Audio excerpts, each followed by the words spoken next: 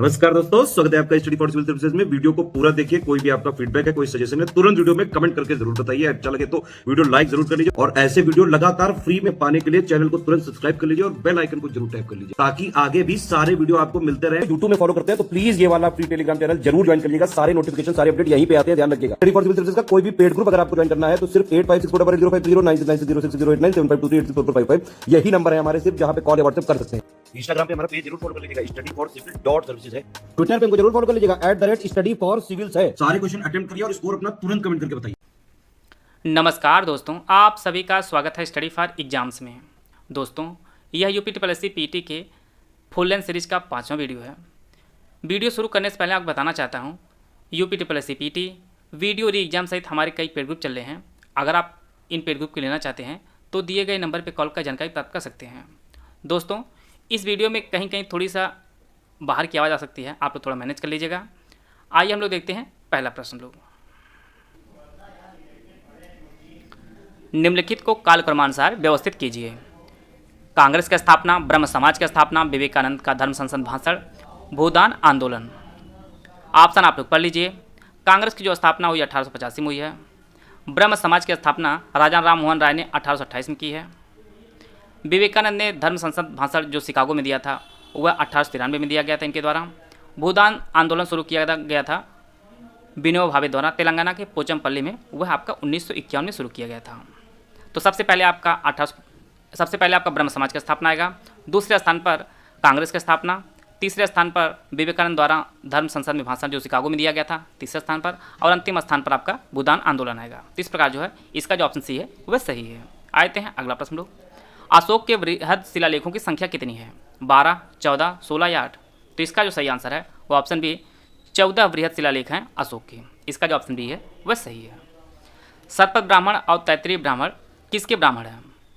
सामवेद के, अथर्ववेद के, ऋग्वेद के, यजुर्वेद के? तो इसका जो सही आंसर है वो ऑप्शन डी यजुर्वेद के ब्राह्मण है, शतपथ ब्राह्मण और तैत्तिरीय ब्राह्मण। यजुर्वेद की 2 शाखाएँ, एक कृष्ण यजुर और दूसरा आपका शुक्ल यजुर्वेद। यजुर्वेद यह मुख्यतः कर्मकांडी ग्रंथ है। इसका जो ऑप्शन डी है वह सही है। मुगल काल में पुलिस बल के मुखिया को क्या कहा जाता था? दीवान, फौजदार, अमलगुजार या कोतवाल? तो इसका जो सही आंसर है वो ऑप्शन डी कोतवाल कहा जाता था मुगल काल में पुलिस बल के मुखिया को। दीवान जो होते थे वह वित्त प्रभारी होते थे, फौजदार आपके प्रशासनिक प्रमुख होते थे, और अमलगुजार यह राजस्व संग्रह करने वाले होते थे। इसका जो ऑप्शन डी है वह सही है। 1857 के सिपाही विद्रोह में सिपाहियों को किस कंपनी द्वारा बनाए गए कारतूस पर आपत्ति थी? कावासाकी, एनफील्ड, रेमिंगटन या इनमें से कोई नहीं?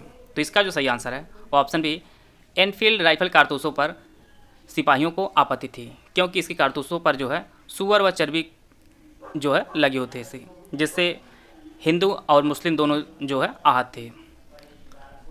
आते हैं अगला प्रश्न। लोग ब्रिटिश सरकार ने बंगाल के विभाजन को लागू करने का निर्णय कब लिया था? ऑप्शन आप लोग पढ़ लीजिए। इसका जो सही आंसर है वो ऑप्शन बी 19 जुलाई 1905 में ब्रिटिश सरकार ने बंगाल के विभाजन को लागू करने का निर्णय लिया था, और उस समय भारत के जो वायसराय थे वो आपके लॉर्ड कर्जन थे।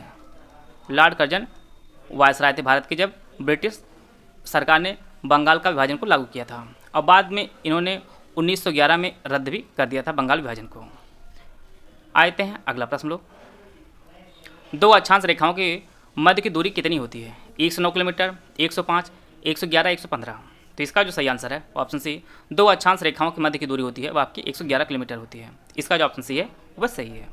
आते हैं अगला प्रश्न। लोग जलियांवाला बाग हत्याकांड की जांच के लिए बनाई गई समिति का क्या नाम था? Simon commission, Hunter committee, Hunter commission या लिन लेथिगो कमीशन? तो इसका जो सही आंसर है वो ऑप्शन बी हंटर कमेटी जो थी वह जलियांवाला बाग हत्याकांड जो अमृतसर के जलियांवाला बाग में 13 अप्रैल 1919 के बैसाखी के दिन यह घटना घटित हुई थी, और इसके लिए अक्टूबर 1919 में लॉर्ड विलियम हंटर की अध्यक्षता में इस कमेटी की जो है स्थापना की गई थी। यहाँ पर एक चीज़ आप लोग नोट कर लीजिएगा, एक हंटर कमेटी है, एक हंटर कमीशन है। हंटर कमेटी जो 1919 में बनी थी, और हंटर कमीशन की जो स्थापना है वह 1882 में लॉर्ड रिपन के कार्यकाल में इसकी स्थापना की गई थी, और इसका जो दूसरा नाम है वो भारतीय शिक्षा आयोग के नाम से भी जाना जाता है। ये दोनों अलग अलग चीज़ें हैं, इनको आप लोग नोट कर लीजिएगा। अगला प्रश्न है 1919 के भारत शासन अधिनियम द्वारा क्या किया गया था? ऑप्शन आप लोग पढ़ लीजिए। इसका जो सही आंसर है वह ऑप्शन बी, प्रांतों में द्विसदनात्मक विधानसभा की स्थापना की गई थी 1919 के भारत शासन अधिनियम द्वारा। यहाँ पर एक फैक्ट आप नोट कर लीजिएगा, भारत वर्मा से कब अलग हुआ था? वो आपका 1935 अधिनियम से अलग हुआ था और हुआ था 1937 में। दो अलग अलग चीज़ें, इनको आप लोग नोट कर लीजिएगा। आते हैं अगला प्रश्न लोग, निम्नलिखित में से किसने 1935 के अधिनियम के बारे में कहा था एक कार जिसमें ब्रेक तो है पर इंजन नहीं? यह स्टेटमेंट किसने दिया था? जवाहरलाल नेहरू, महात्मा गांधी, राजेंद्र प्रसाद या के एम मुंशी? तो इसका जो सही आंसर है वो ऑप्शन ए, जवाहरलाल नेहरू ने यह स्टेटमेंट दिया था 1935 अधिनियम के बारे में, एक कार जिसमें ब्रेक तो है पर इंजन नहीं। आते हैं अगला प्रश्न लोग, विरूपाक्ष मंदिर किस राज्य में स्थित है? महाराष्ट्र, आंध्र प्रदेश, गुजरात या कर्नाटक? तो इसका जो सही आंसर है वो ऑप्शन डी, कर्नाटक में स्थित है विरूपाक्ष मंदिर, और यह कर्नाटक के हम्पी में स्थित है और इस मंदिर को यूनेस्को की विश्व धरोहर लिस्ट में जो है शामिल किया गया है और यह भगवान विरूपाक्ष का मंदिर है। और जैसा कि आप लोग जानते हैं भगवान विरूपाक्ष जो है वह शिव के एक रूप हैं और जैसा कि आप लोग जानते हैं कि हम्पी जो है यह विजयनगर की राजधानी है और यह तुंगभद्रा नदी के किनारे स्थित है। यह भी फैक्ट आप लोग नोट कर लीजिएगा, तुंगभद्रा नदी के किनारे हम्पी स्थित है। आते हैं अगला प्रश्न लोग, पीर पंजाल श्रेणी कहाँ स्थित है? अरुणाचल प्रदेश में, जम्मू कश्मीर में, पंजाब या उत्तराखंड में? इसका जो सही आंसर है वो ऑप्शन बी, पीर पंजाल श्रेणी आपके जम्मू कश्मीर में स्थित है। यहाँ पर एक मैप प्रदर्शित किया गया है, यहाँ पर आपके यह जो है पीर पंजाल श्रेणी है। पीर पंजाल श्रेणी आपकी जम्मू कश्मीर में है, इसी प्रकार से जास्कर श्रेणी है, लद्दाख श्रेणी है और काराकोरम श्रेणी है। यहाँ पे प्रश्न पूछा जा रहा है पीर पंजाल श्रेणी के बारे में, तो इसका जो ऑप्शन बी है जम्मू कश्मीर सही है। आते हैं अगला प्रश्न लोग, निम्नलिखित देशों में किसकी जनसंख्या सर्वाधिक है? जरूर नहीं कि परीक्षा में प्रश्न आपके पहला दूसरा ही पूछे, प्रश्न 20 में ही पूछ सकता है, आयोग इस प्रकार से भी प्रश्न बना सकता है। इंडोनेशिया, ब्राज़ील, पाकिस्तान और बांग्लादेश। जैसा कि आप लोग जानते हैं कि विश्व में सबसे बड़ी जनसंख्या आपकी चाइना जो है, सबसे जनसंख्या वाला देश आपका चाइना है, दूसरे स्थान पर आपका भारत है, तीसरे स्थान पर आपका यूएसए है, चौथे स्थान पर इंडोनेशिया है, पाँचवें स्थान पर पाकिस्तान, छठे स्थान पर आपका ब्राज़ील और सातवें स्थान पर बांग्लादेश है। प्रश्न आपको आरोही क्रम में भी सजाने को दे सकता आयोग, तो इस प्रकार जो है इसका जो ऑप्शन ए है वह सही है। आते हैं अगला प्रश्न लोग, अफ्रीका महाद्वीप का सबसे अधिक जनसंख्या वाला देश कौन सा है? मिस्र, इथियोपिया, नाइजीरिया या दक्षिण अफ्रीका? तो इसका जो सही आंसर है वो ऑप्शन सी, नाइजीरिया जो है ये अफ्रीका महाद्वीप का सबसे अधिक जनसंख्या वाला देश है। इसका सी ऑप्शन सही है। आते हैं अगला प्रश्न लोग, डेन्यूब नदी का उद्गम किस देश में है? जर्मनी, हंगरी, रोमानिया या ऑस्ट्रिया? तो इसका जो सही आंसर है वो ऑप्शन ए, यह जर्मनी के ब्लैक फॉरेस्ट में जो है इसका उद्गम है डेन्यूब नदी का, और यह विश्व के 5 देशों की राजधानियों से होकर गुजरती है डेन्यूब नदी, जिनमें आपका हंगरी का बुडापेस्ट है, ऑस्ट्रिया का वियना, यूगोस्लाविया का बेलग्रेड, स्लोवानिया का ब्रातिस्लावा है। 5वां देश और उसकी कंट्री आप लोग कमेंट बॉक्स में बताएंगे, इसका उत्तर आप लोग कमेंट बॉक्स में बताएंगे। और डेन्यूब नदी यह यूरोप की दूसरी सबसे बड़ी नदी है, पहले जो नदी है सबसे बड़ी वो आपकी वोल्गा है, इसको भी आप लोग नोट करते चलिएगा। आते हैं अगला प्रश्न लोग, बैंक दर का अर्थ क्या होता है? ऑप्शन आप लोग पढ़ लीजिए। इसका जो सही आंसर है वो ऑप्शन डी, देश के केंद्रीय बैंक द्वारा ली जाने वाली आधिकारिक ब्याज दर को बैंक दर कहा जाता है। इसका जो ऑप्शन डी है वह सही है। भारत में नई औद्योगिक नीति की घोषणा कब की गई थी? 1990, 1991, 1992 या 1988? भारत में नई औद्योगिक नीति की घोषणा 24 जुलाई 1991 में की गई थी। इसका जो ऑप्शन बी है वह सही है। और इस नीति में अर्थव्यवस्था को उदार बनाया गया था, इसमें कई उद्योगों को लाइसेंस मुक्त किया गया था। और यह जो नीति शुरू की गई थी उस समय भारत के प्रधानमंत्री जो थे वो नरसिम्हा राव थे, और इन्हीं कैबिनेट में जो है जो वित्त मंत्री थे वो मनमोहन सिंह थे। अगर प्रश्न इस प्रकार से पूछता है कि स्वतंत्रता प्राप्ति के पश्चात पहली औद्योगिक नीति कब शुरू की गई, घोषणा जो है कब की गई थी, तो वह आपका 1948 का आंसर होगा। आते हैं अगला प्रश्न लोग, BIFR संबंधित है, इसके लिए 4 ऑप्शन दिया गया, आप लोग ऑप्शन पढ़ लीजिए। इसका जो सही आंसर है वो ऑप्शन ए, रुग्ण औद्योगिक इकाइयों के पुनर्निर्माण से संबंधित है। BIFR का फुल फॉर्म होता है वो board of industrial and financial reconstruction, इसका फुल फॉर्म होता है। और इसकी जो स्थापना है वो वर्ष 1987 में इसकी स्थापना की गई थी, BIFR की। अगला प्रश्न है, रुपये का जो प्रतीक है यह किसने बनाया था? अशोक कुमार, उदय कुमार, नीतीश भार्गव या इनमें से कोई नहीं? तो इसका जो सही आंसर है वो ऑप्शन बी, उदय कुमार ने रुपये का प्रतीक जो है बनाया था, और यह IIT बॉम्बे के छात्र हैं उदय कुमार। इसका जो ऑप्शन बी है वह सही है। निम्नलिखित में से किस उत्पाद को हरित स्वर्ण के नाम से जाना जाता है? बांस, कॉफ़ी, चावल या इनमें से कोई नहीं। तो इसका जो सही आंसर है वो ऑप्शन ए, बांस को हरित स्वर्ण के नाम से जाना जाता है। इसका जो ऑप्शन ए है वह सही है। निम्नलिखित में से किस राज्य में पंचायती राज प्रणाली लागू नहीं है? सिक्किम, नागालैंड, गोवा या हिमाचल प्रदेश। तो इसका जो सही आंसर है वो ऑप्शन बी, नागालैंड में पंचायती राज प्रणाली लागू नहीं है। इसके साथ ही मेघालय और मिजोरम भी जो है राज्य हैं जहाँ पर पंचायती राज प्रणाली लागू नहीं है। इसको भी आप लोग नोट कर लीजिएगा। आते हैं अगला प्रश्न लोग। किसी राज्य की विधानसभा में सदस्यों की अधिकतम संख्या कितनी हो सकती है? 500, 550, 600 या 450। तो इसका जो सही आंसर है वो ऑप्शन ए, मैक्सिमम किसी भी विधानसभा में जो संख्या हो सकती है वो आपकी 500 हो सकती है और न्यूनतम जो है वो आपकी 60 हो सकती है। लेकिन कुछ राज्य जो है अपवाद हैं, जैसे आपका गोवा है, मिजोरम है, सिक्किम है, इनकी जो विधानसभा के सदस्यों की संख्या वह आपके 60 से कम है। ये दोनों फैक्ट आप लोग नोट कर लीजिएगा। अगला प्रश्न है, लोकसभा के पहले स्पीकर कौन थे? सर्वपल्ली राधाकृष्णन, जी.वी. मावलंकर, अबुल कलाम आज़ाद या इनमें से कोई नहीं। तो इसका जो सही आंसर है वो option B, G V. Mavalankar Lok Sabha के पहले स्पीकर बने थे। यह 1952 में बने थे। इसका जो ऑप्शन बी है वह सही है। आते हैं अगला प्रश्न लोग। नीलम संजीव रेड्डी भारत के चौथे राष्ट्रपति थे? 5वें, 6वें, 7वें या 8वें। तो इसका जो सही आंसर है वो ऑप्शन बी, 6वें राष्ट्रपति चुने गए थे नीलम संजीव रेड्डी और यह निर्विरोध चुने गए थे और इनका जो कार्यकाल था वह 1970 से 1982 इनका कार्यकाल रहा और यह 6ठे राष्ट्रपति के रूप में चुने गए थे। में चर्चा में रहा बुक्सा टाइगर रिजर्व किस राज्य में स्थित है? छत्तीसगढ़, ओडिशा, मध्य प्रदेश या पश्चिम बंगाल। तो इसका जो सही आंसर है वो ऑप्शन डी, पश्चिम बंगाल में स्थित है बुक्सा टाइगर रिजर्व। और हाल ही में चर्चा में इसलिए रहा था क्योंकि 23 साल बाद एक रॉयल बंगाल टाइगर जो है इसमें देखा गया था। इसका जो ऑप्शन डी है वह सही है। और बुक्सा टाइगर रिजर्व की जो स्थापना हुई है वह 1983 में इसकी स्थापना हुई है।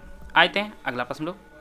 निम्नलिखित में से कौन सा पहला सफल क्लोन जंतु था? खरगोश, भेड़, गाय या इनमें से कोई नहीं। तो इसका जो सही आंसर है वो ऑप्शन बी, पहला सफल क्लोन जंतु जो था वो आपका भेड़ था और इसका जो नाम रखा गया था वह डॉली रखा गया था और इसे स्कॉटलैंड के संस्थान ने बनाया था 1996 में और बाद में इसकी जो मृत्यु हुई थी वो आपके 2003 में इसकी मृत्यु हो गई थी डॉली नामक भेड़ की। आते हैं अगला प्रश्न लोग। निम्नलिखित में से किसका निर्माण हमारे शरीर में नहीं होता? विटामिन ए, एंजाइम, हार्मोन या प्रोटीन। तो इसका जो सही आंसर है वो ऑप्शन ए, विटामिन ए का जो निर्माण है वो हमारे शरीर में नहीं होता, बाकी सभी का निर्माण हमारे शरीर में होता है। और विटामिन ए का जो रासायनिक नाम है वो आपका रेटिनॉल है। रेटिनॉल जो है वो विटामिन ए का रासायनिक नाम है। आते हैं अगला प्रश्न लोग। दूध का पीएच मान कितना होता है? 3.6, 7.4, 6.4 या इनमें से कोई नहीं। तो इसका जो सही आंसर है वो ऑप्शन सी, 6.4 होता है पीएच मान दूध का। इसका जो ऑप्शन सी है वह सही है। समय का एसआई मात्रक क्या होता है? घंटा, सेकेंड, मिनट या मिली सेकेंड। तो इसका जो सही आंसर है वो ऑप्शन बी, सेकेंड होता है समय का एसआई मात्रक। इसका जो बी ऑप्शन है वह सही है। नाइट्रिक अम्ल किस धातु पर बेअसर होता है? चांदी, सोना, निकल या तांबा। तो इसका जो सही आंसर है वो ऑप्शन बी, सोना पर HNO3 जो है वो बेअसर होता है, बाकी सभी से क्रिया करता है, चांदी से भी, निकल से भी और तांबे से भी। इसका जो ऑप्शन बी है वह सही है। निम्नलिखित में से किस देश को थंडर ड्रैगन के नाम से जाना जाता है? जापान, भूटान, नेपाल या श्रीलंका।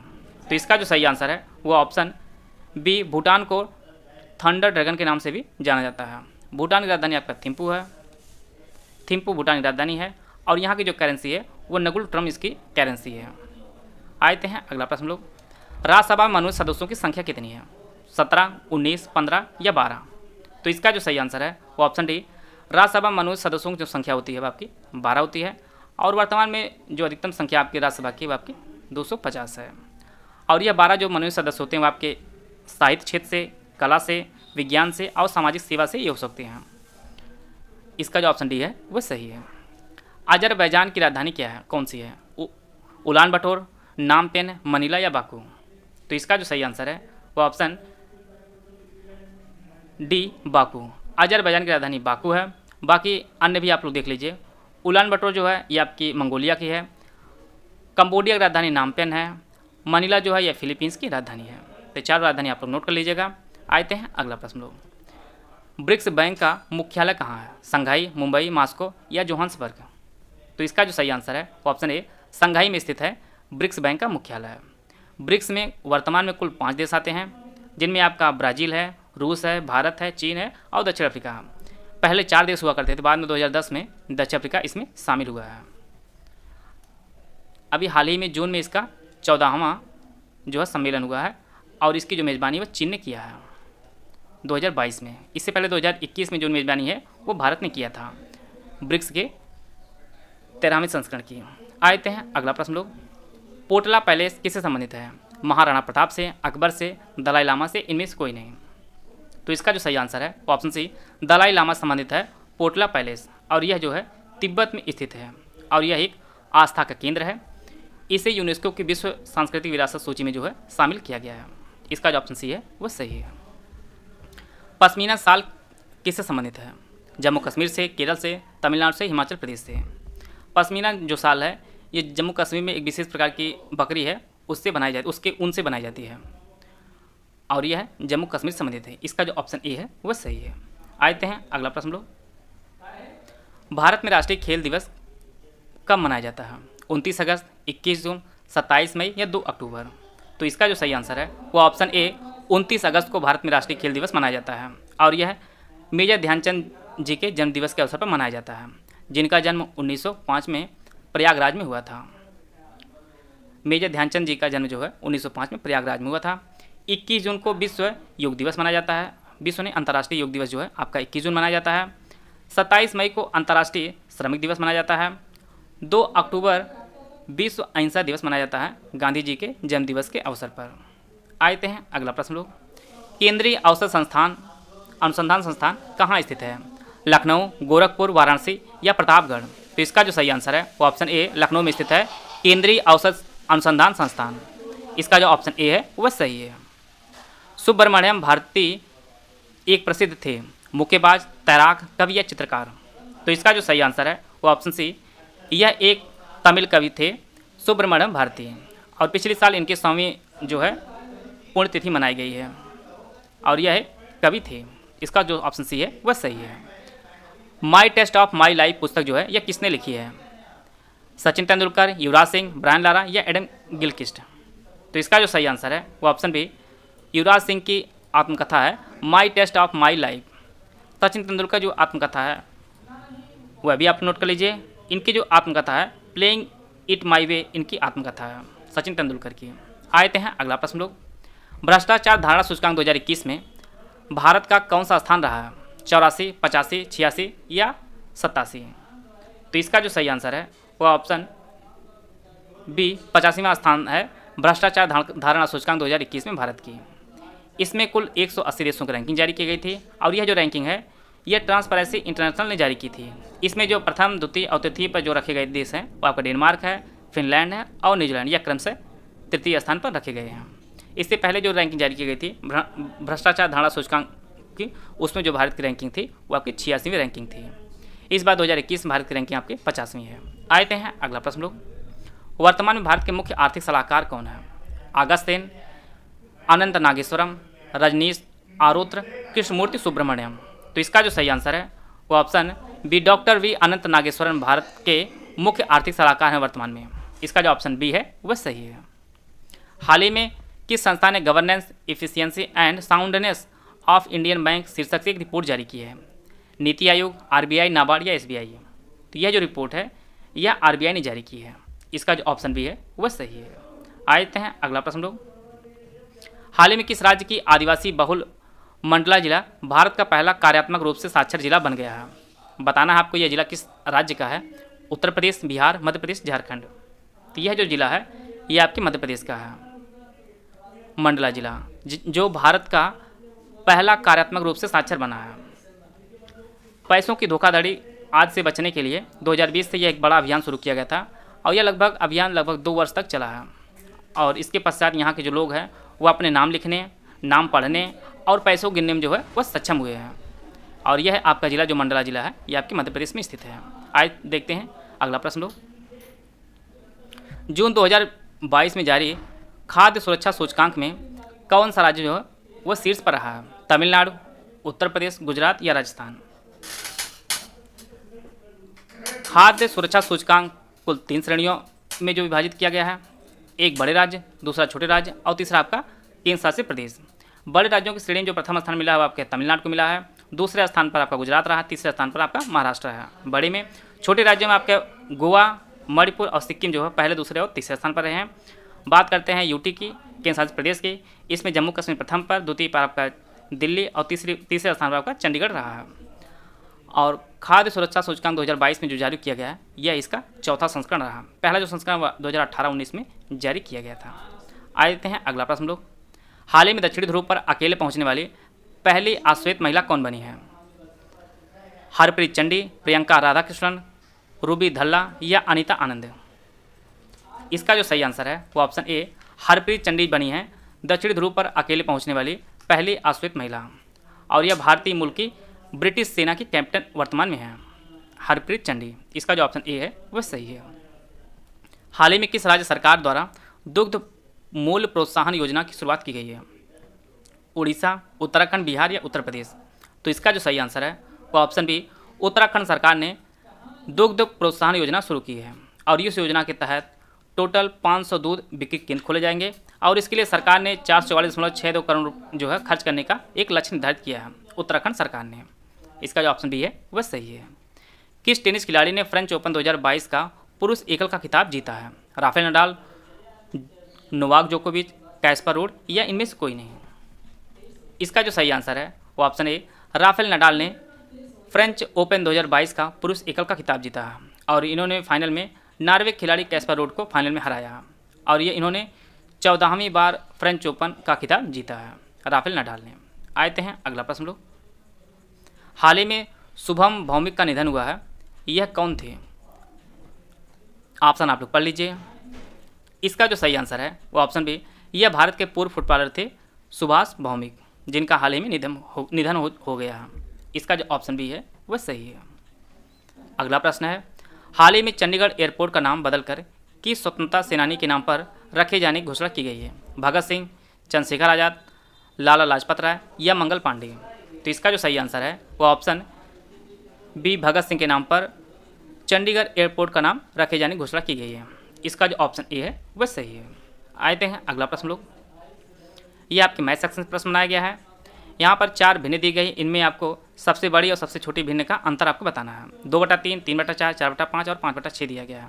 तो जैसा कि आप लोग जानते हैं कि जब अंश और हर में 1 का अंतर होता है और लगातार ये क्रम से चलती हैं, तो सबसे जो छोटी संख्या वो सबसे छोटी होती है, जो सबसे बड़ी होती है वह सबसे बड़ी होती है। तो सबसे छोटी संख्या आपकी 2/3 है और सबसे बड़ी संख्या आपकी 5/6 है। इन दोनों का अंतर पूछा जा रहा है, तो 5/6 में से हम लोग 2/3 निकाल लेंगे और इसका एलसीएम लेंगे, 6 हो जाएगा, ये आपका 5 हो जाएगा और ये आपका 2 हो जाएगा, ये आपका 4 हो जाएगा, 1/6। इन दोनों जो अंतर जो आएगा आपका 1/6 आएगा। इसका जो ऑप्शन ए है वह सही है। सबसे छोटी जो है वह 2/3 है, सबसे बड़ी 5/6 है। इन दोनों का अंतर हम लोग निकालेंगे, एलसीएम ले लेंगे, तो इसका एलसीएम 6 आ जाएगा और यहाँ पर 6 है तो ये 5 हो जाएगा और 3 दूनी 6 और 2 दूनी 4 है, तो आपका 1/6 आ जाएगा इन दोनों का अंतर। अगला प्रश्न है, एक चुनाव में 2 उम्मीदवार थे, एक उम्मीदवार को कुल पड़े वोटों का 30% जो है वह पाया और इसके बाद वह 16,000 वोटों से हार जाता है। आपको बताना है कुल कितने वोट पड़े थे। एक उम्मीदवार जो है 30% पाता है, अर्थात दूसरा जो उम्मीदवार है वह 70% पाएगा, और इन दोनों का जो अंतर आपका 16,000 इन दोनों का अंतर है, और 70 में से आप 30 घटाएं तो आपका 40% आएगा, और 40% जो वैल्यू आपके 16,000 है, तो यहाँ से हम लोग 1% की वैल्यू निकाल लेंगे।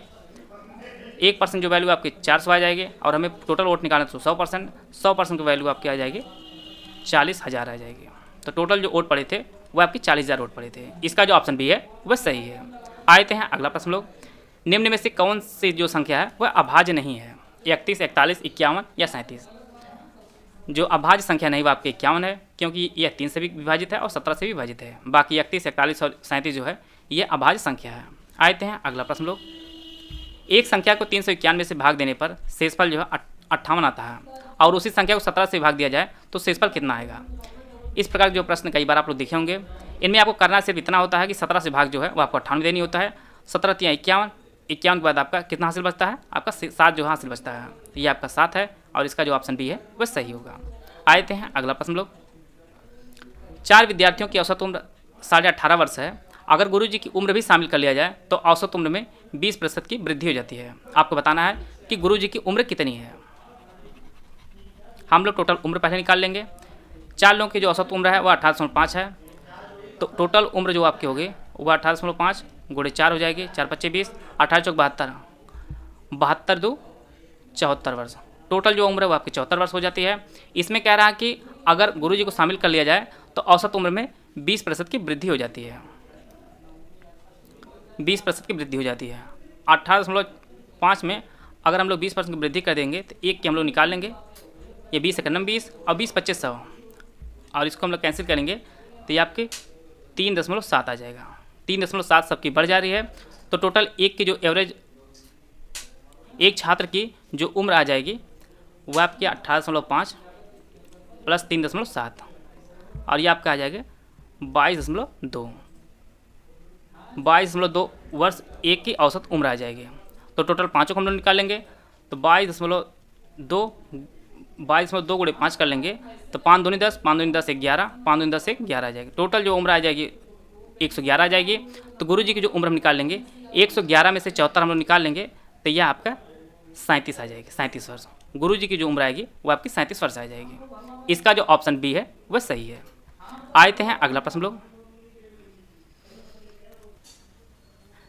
यह पाई चार्ट से प्रश्न बनाया गया है। यहाँ पर 4 भारतीय बल्लेबाजों द्वारा किसी खास वर्ष में खेले गए T20 मैचों में बनाए गए रन और शतकों को जो है दर्शाया गया है। इससे संबंधित हम लोग पहला प्रश्न देखते हैं। शिखर द्वारा बनाए गए मैच प्रति मैच औसत रन और रोहित द्वारा बनाए गए प्रति मैच औसत रन का अंतर कितना है। सबसे पहले हम लोग शिखर द्वारा देखते हैं।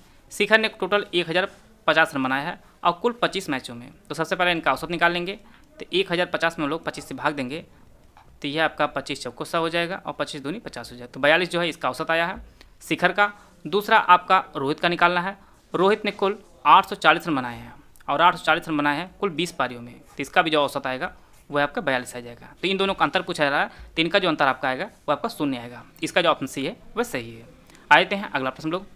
सभी चारों बल्लेबाजों द्वारा बनाए गए कुल रनों की संख्या कितनी है। तो चारों जो है इनको हम लोग जोड़ लेंगे, ये आपका 0 आ जाएगा, 5 5 10, ये आपका 14 आ जाएगा। आप पैसे भी देख लेंगे लास्ट में 40 जिसके है उसका सही आंसर हो जाएगा। तो इसका जो ऑप्शन ए है वह सही है। 3240 जो है वह चारों बल्लेबाजों द्वारा बनाए गए रनों की संख्या है। इसका जो ऑप्शन ए है वह सही है। यहाँ पर सभी बल्लेबाजों द्वारा बनाए गए रनों का औसत पूछ रहा है, तो टोटल जो है 3240 टोटल रन बनाए गए हैं और 4 बल्लेबाज द्वारा बनाया गया है।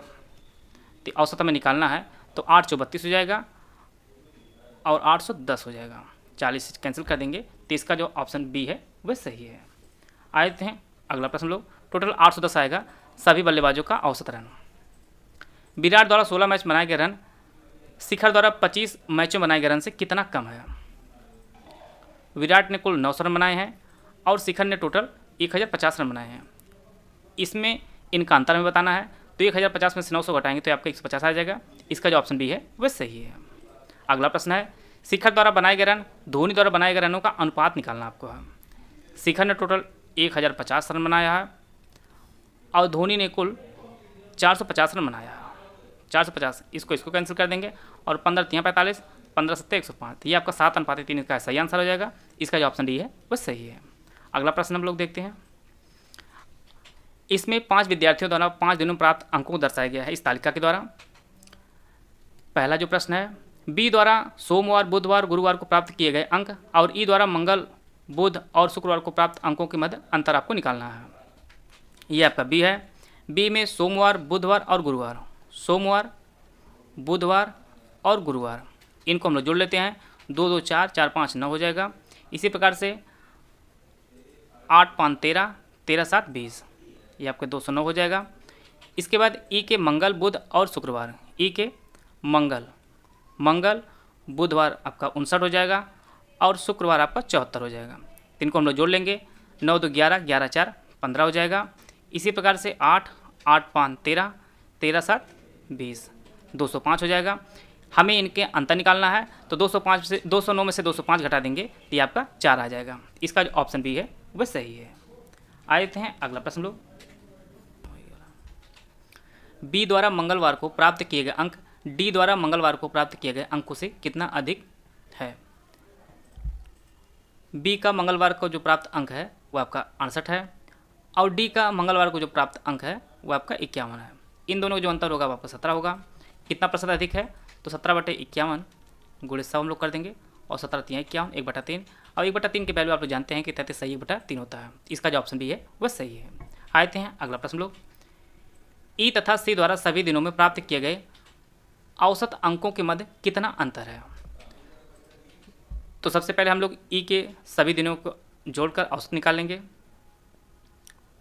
4 2 6, 6 9 15, 15 8 आपका 23 हो जाएगा और 23 4 27 हो जाएगा। हासिल आपका 2 हो जाएगा।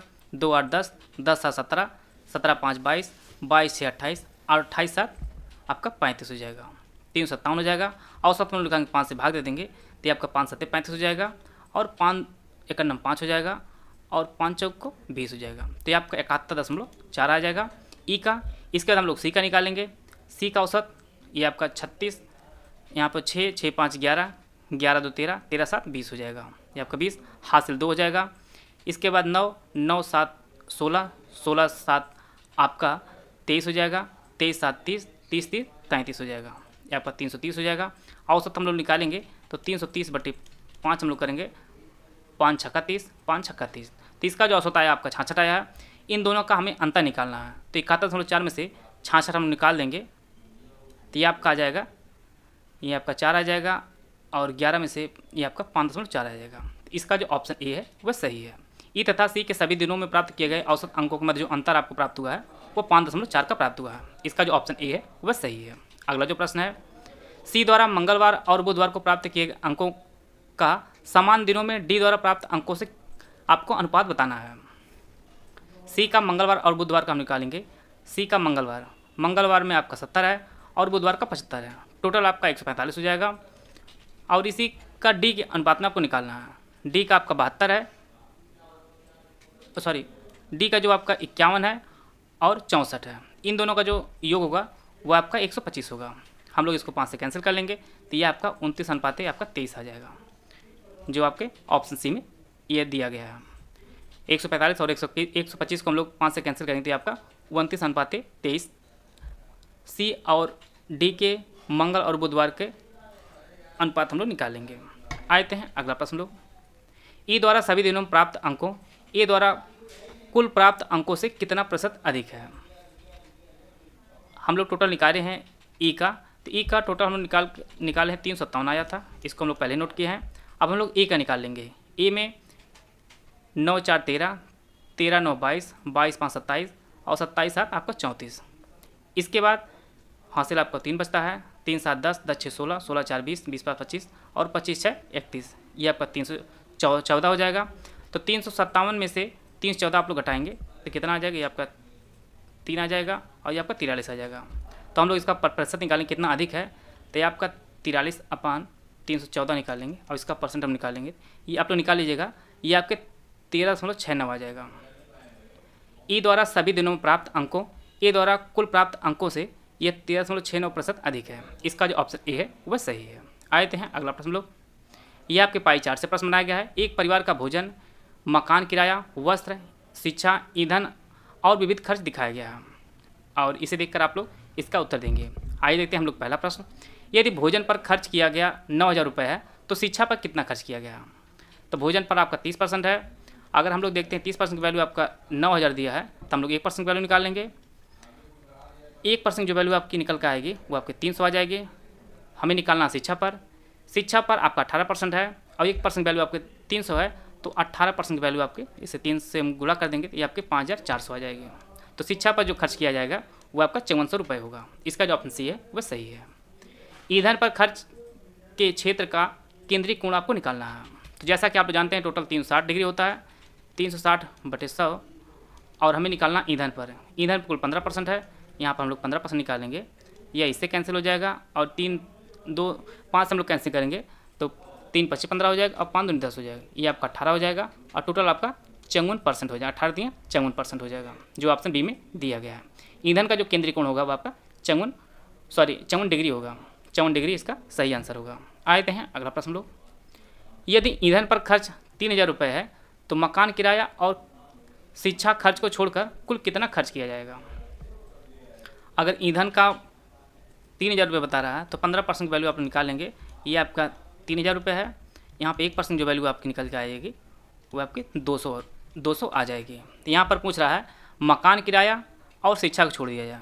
मकान किराया 20% है और शिक्षा आपका 18% है। इसको अगर छोड़ दिया जाए तो ये आपका 38% है और हम लोग 100 में से निकाल लेंगे 38%, ये आपका 62% हो जाएगा। तो 62% की वैल्यू हमें निकालनी है और 1% वैल्यू जहाँ पे 2 दिया है तो हम लोग इसमें 2 से गुणा कर देंगे तो ये आपका कितना आ जाएगा 12,400 रुपये आ जाएगा, जो ऑप्शन सी में दिया गया है। अगर मकान किराया और शिक्षा को छोड़ दिया जाए तो जो कुल खर्चा आएगा आपका 12,400 रुपये आएगा, जो ऑप्शन सी में दिया गया है। अगला जो प्रश्न है, यदि भोजन पर खर्च का प्रतिशतता वस्त्र, शिक्षा और ईंधन के खर्च की कुल प्रतिशतता का x% है तो x किसके बराबर है? भोजन पर कुल 30% खर्च किया जा रहा है, बाकी तीनों पर वस्त्र पर 12%, शिक्षा पर 18% और ईंधन पर आपका 15%। 18-12 आपका 30 हो जाएगा, 30-15 आपका 45 हो जाएगा। इनका इतना प्रतिशत है तो ये आपका 30/45 गुणे 100 हम लोग कर देंगे। इसको हम 15 से कैंसिल करेंगे तो आपका 2/3 हो जाएगा और 2/3 की जो वैल्यू होती है वह 66/2/3 होती है। इसका जो ऑप्शन सी है वह सही है। आते हैं अगला प्रश्न लोग, सबसे कम खर्च किस पर किया जा रहा है? वस्त्र, मकान, विविध या ईंधन? तो सबसे कम जो खर्च किया जा रहा है वो आपको विविध पर 5% खर्च किया जा रहा है, जो ऑप्शन सी में दिया गया है। आते हैं अगला प्रश्न लोग, अगला जो ग्राफ है इसको आप लोग देख लेते हैं। यहाँ पर महिला पुरुष का यहाँ पर संख्या दी गई है।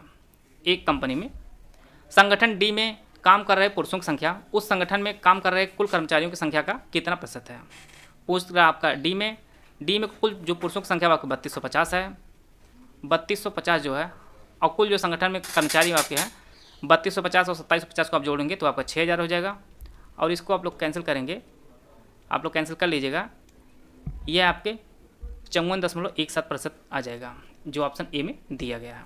आइए देखते हैं अगला प्रश्न लोग, संगठन ए में महिलाओं की संख्या का पुरुषों की संख्या से अनुपात कितना है? संगठन ए में महिलाओं की जो संख्या आपकी 1500 है और संगठन ए में पुरुषों की जो संख्या आपकी 1750 है। इसका हमें अनुपात निकालना, इससे कैंसिल कर देंगे और 25 से कैंसिल करेंगे, 25 छक्का 150 और 25 सत्ते 175। ये आपका 6:7 इसका सही आंसर है, ऑप्शन डी इसका सही आंसर है। अगला जो प्रश्न है, संगठन ए में महिलाओं की संख्या उस संगठन के कुल कर्मचारियों की संख्या का लगभग कितना प्रतिशत है? संगठन ए में महिलाओं की जो संख्या आपके 2750 दी गई है और टोटल संगठन में जो कर्मचारी हैं 2750 और 2500 जोड़ोगे आप लोग तो आपका 5250 आएगा। इसका आप लोग परसेंटेज निकाल लेंगे तो ये आपके लगभग 52% आ जाएगा। इसका जो ऑप्शन सी होगा वह सही है, आप लोग निकाल लीजिएगा इसका। आते हैं अगला प्रश्न लोग, सभी संगठन में मिलाकर महिलाओं की कुल संख्या कितनी है? ये आपकी 1500 है, 2300 है, फिर 2500 है, 2750 है और 2750 है। तो इसको आप लोग पाँचों को जोड़ लेंगे तो यह आपके 11,850 आ जाएगा, आप लोग जोड़ लीजिएगा। इसका जो ऑप्शन बी है वह सही है।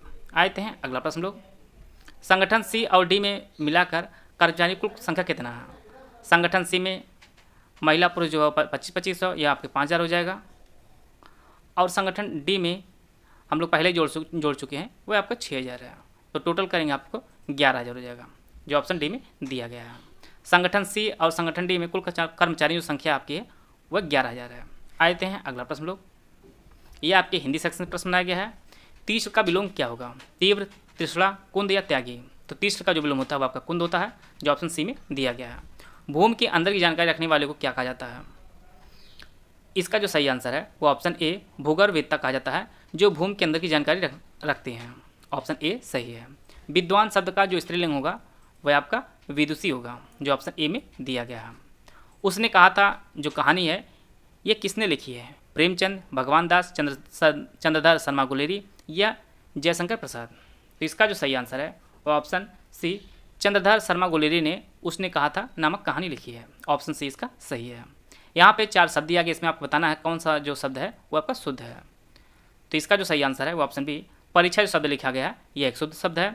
बाकी अन्य शब्दों में त्रुटियाँ, जैसे पूज्य लिखा हुआ पूज्य होता है, परीक्षण दूसरी तरह होता है, इस प्रकार देख लीजिए, ये आपका पूज्य होता है और यह परीक्षण होता है और यह आपका प्राण होता है। यह सभी त्रुटियाँ थीं, इसका जो है शुद्ध स्वरूप यह होगा। यह आपके पैसे से प्रश्न बनाया गया, पैसेज आप लोग पढ़ लीजिए, वीडियो रोक लीजिए। पैसे से रिलेटेड हम लोग देखते हैं पहला प्रश्न, इस गद्यांश का सही शीर्षक क्या होगा। जिन्होंने पैसेज पढ़ लिया होगा उनको जो है सही शीर्षक पता चल गया होगा। भीड़ में कभी इसका सही शीर्षक होगा, जो ऑप्शन सी में दिया गया है। भीड़ से मुक्ति का क्या उपाय है, इसका जो ऑप्शन डी है, भीड़ में अपनी शक्ल देखना, यह इसका उपाय है। अगला प्रश्न है, भीड़ किनके लिए रुकावट है। भीड़ जो है मोटर में चलने के लिए रुकावट होती है, जो ऑप्शन ए में दिया गया है। अगला प्रश्न है, भीड़ का इस्तेमाल किसके विरुद्ध किया जाता है। ऑप्शन आप लोग पढ़ लीजिए। भीड़ का जो इस्तेमाल है भीड़ में फंसे लोगों के विरुद्ध किया जाता है, जो ऑप्शन बी में दिया गया है। भीड़ का इस्तेमाल कौन करता है, सरकार, पूंजीपति, सत्ताधारी या नेता। तो भीड़ का जो इस्तेमाल है वह सत्ताधारी करते हैं, जो ऑप्शन सी में दिया गया है। यह आपका दूसरा हिंदी का पैसेज है, इसका आप लोग स्क्रीनशॉट ले लीजिए। पैराग्राफ जो है वो आप लोग पूरा पढ़ लीजिए। आइए हम लोग देखते हैं इससे रिलेटेड पहला प्रश्न। सभ्य इंसान की पुरानी फितरत का हिस्सा रहा है बुखार, उपन्यास लिखना, उतार चढ़ाव या मापना। तो इसका जो सही आंसर होगा वो आपका मापना। सभ्य इंसान की पुरानी जो फितरत रही है वो आपकी मापने रही है, जो ऑप्शन डी में दिया गया है। अगला जो प्रश्न है, मानव शरीर के तापमान के संबंध में सही कथन आपको चुनना है। इसका जो सही आंसर है, बड़ों के मुकाबले बच्चों का थोड़ा सा ज़्यादा होता है तापमान, जो ऑप्शन ए में दिया गया है। अगला जो प्रश्न है, सामाजिक और शारीरिक प्रक्रियाओं के पैमाने से दिक्कत कब आती है। जब हम इसे जड़ मानक जो है मान लेते हैं तब दिक्कत आती है, जो ऑप्शन बी में दिया गया है। अगला जो प्रश्न है, 98.6 के संदर्भ में कौन सा कथन जो है वो गलत है। इसका जो गलत कथन है वह ऑप्शन सी, इसी नाम से कई कहानियाँ लिखी गई हैं, यह ऑप्शन सी है, ये सही है। अगला जो प्रश्न है, जोनाथन हुसैन ने हाल ही में क्या किया है। इन्होंने एक लंबा शोध किया है, इसका जो ऑप्शन सी है वह सही है। यहाँ पर आपको सिनोनिम्स बताना है होलिस्टिक का। इसके लिए 4 ऑप्शन दिया गया, आप लोग ऑप्शन पढ़ लीजिए। होलिस्टिक मतलब होता है समग्र, और कॉम्प्रहेंसिव मतलब भी आपका समग्र होता है, जो ऑप्शन सी में दिया गया है। एसॉल्ट का जो अर्थ होता है वह प्रहार करना होता है, धावा बोलना होता है, और अटैक का भी जो अर्थ होता है वह धावा बोलना और प्रहार करना होता है। इसका जो ऑप्शन सी है वह सही है। चेस्ट का विलोम बताना है। चेस्ट मतलब होता है पवित्र, और इमोरल का जो अर्थ होता है वह पापी होता है। इसका जो ऑप्शन डी है वह सही है। Undue favour shown to one's relative, इसके लिए 4 ऑप्शन दिया गया, आप लोग ऑप्शन पढ़ लीजिए। इसका जो सही आंसर है वह नेपोटिज्म, इसका जो ऑप्शन ए है वह सही है। भाई भतीजावाद कहा जाता है undue favour shown to one's relative. आते हैं अगला प्रश्न लोग, choose the correctly spelled word. यहाँ पे आपको सही शब्द की पहचान करनी है जिसकी स्पेलिंग सही लिखा हो। इसका जो ऑप्शन ए है एलिजिबल, इसकी स्पेलिंग सही लिखा है, और एलिजिबल का मतलब होता है आपका अस्पष्ट। तो इस प्रकार हम लोग टोटल 100 प्रश्न सॉल्व कर लिए हैं। अगर आपका कोई सुझाव हो तो आप लोग कमेंट बॉक्स में दीजिएगा। वीडियो अगर आपको अच्छा लगे तो आप लाइक कर सकते हैं, चैनल सब्सक्राइब कर लीजिए। वीडियो को पूरा देखने धन्यवाद। जय हिंद, जय भारत।